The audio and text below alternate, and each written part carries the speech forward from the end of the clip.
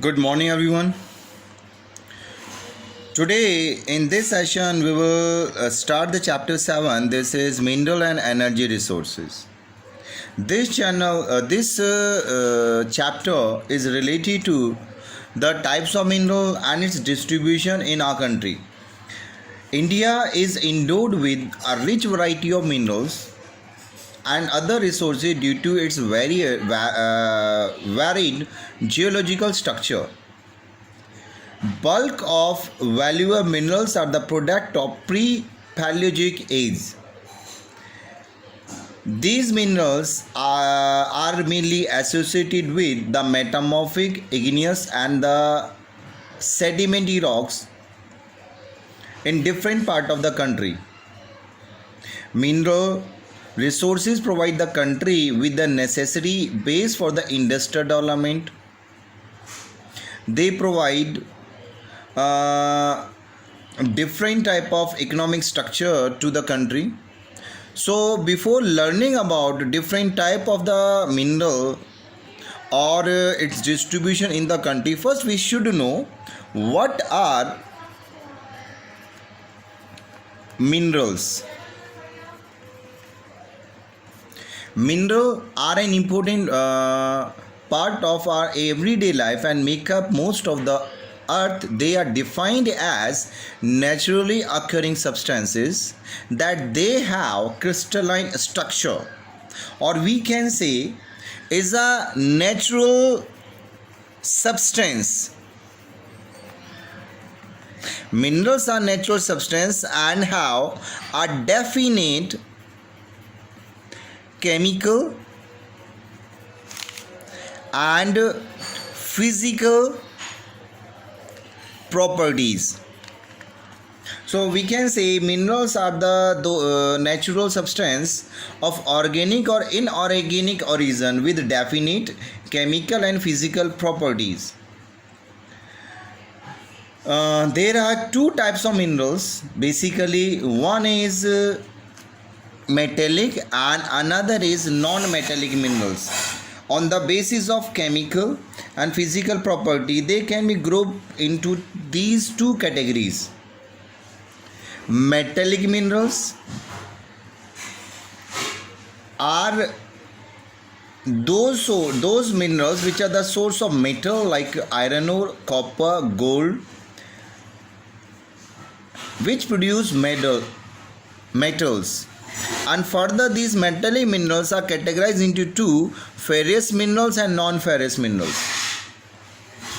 Ferrous minerals refer to iron. All those minerals which have iron contact are ferrous minerals, and those which do not have iron content are non-ferrous minerals.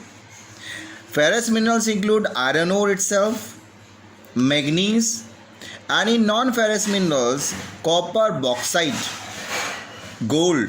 These are important non-ferrous minerals. In the non-metallic minerals,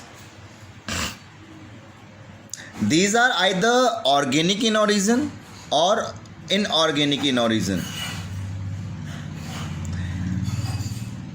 Organic minerals are like fossil fuels, which are generally known as mineral fuel, which are derived from the buried animal and plant life such as coal and petroleum. Other type of non-metallic minerals are rock minerals such as mica, limestone, graphite, etc. And mineral which have some certain characteristic which we should know. Very first thing, minerals are unlimited. Minerals are limited in quantity. Over the space, over the region, they are distributed unevenly, and there is a inverse relationship in the quality and quantity of minerals, that good quality of minerals are less in quantity as compared to low quality minerals. The third main characteristic is that all minerals are exhaustible over the time. These take long time to develop geologically, and they cannot be replenished immediately at the time of need. Thus, there are some certain reasons Because of these reasons, these minerals had to be conserved and not misused, as they do not have the second crop. Right? Now, next is about the distribution of minerals in India. In India, there are some important mineral belt. One is northeastern plateau. Second is the southwestern plateau region. Third belt is northwestern region of a country, and one more belt, another belt, that is Himalayan belt. This you can understand well here. The first belt is this, related to the Chota Nagpur plateau, which include the parts of Chhattisgarh, a small part of MP, Jharkhand, Chhattisgarh, Odisha, and a small part of West Bengal. Right? So this is northeastern plateau region, which is generally known as Chota Nagpur plateau, include the plateau part of these states of Jharkhand, Odisha, West Bengal, Chhattisgarh. And this is the place which is the major iron ore, copper and other metallic mineral region, and this is the core region of iron steel industry, which are mostly located here in this region. Out of 10 integrated steel plant of our country, 7 are located in and around this belt of northeastern plateau region. Second belt, this is southwestern plateau. It includes the parts of Western Ghat, which is passing through Maharashtra, Goa, Karnataka, and a significant portion of Kerala and Tamil Nadu. This belt extended over this contiguous belt of Western Ghat upland. This belt is rich in ferrous metallic minerals and bauxite. It contains the high grade iron ore like Chikmagalur, Chittagong, Bellary belt, and there is also lignite coal field in the Neyveli region of Tamil Nadu. This belt does not have as a diversified mineral deposit. At the northeastern belt, Kerala has deposit of monazite and thorium, bauxite clay.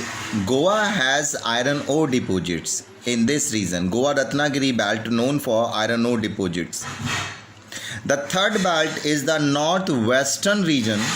It is extended in the Aravalli region of Rajasthan and a small part of Gujarat, which is associated with the Dharwad system of rocks.